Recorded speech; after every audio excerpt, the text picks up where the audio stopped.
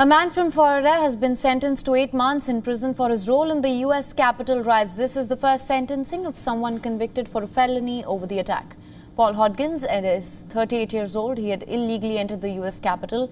He had eye goggles, a rope and latex gloves in his possession. Hodgins was identified brandishing a Trump campaign flag in the Senate.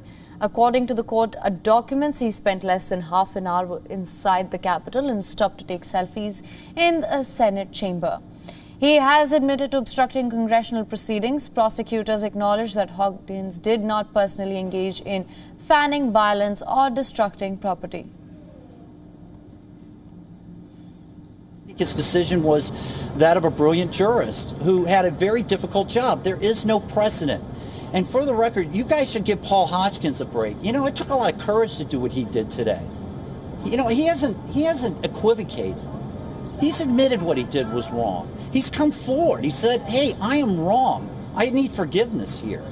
And what do we have? We have a huge number of people in this country that all they want to do is just like, you know, heck with you.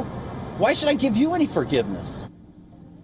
The jail term is 10 months shorter than what the Justice Department had requested. Hodgins' case is being seen as only the beginning.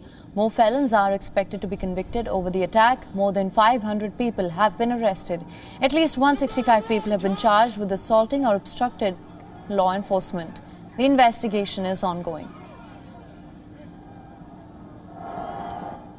Prosecutors were asking for 18 months. The defense wanted no time at all.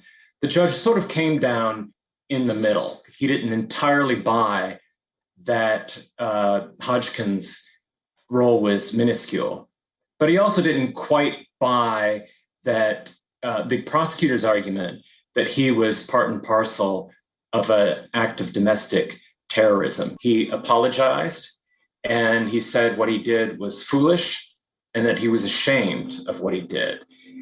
But he also said that he didn't know where all this was going.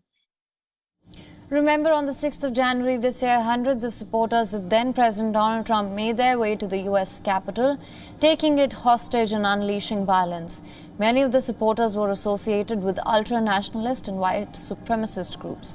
Trump's fiery speeches falsely accusing Democrats of election fraud fanned the sentiments of his supporters.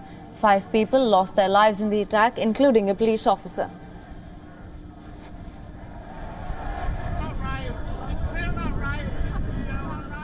WION is now available in your country. Download the app now. Get all the news on the move.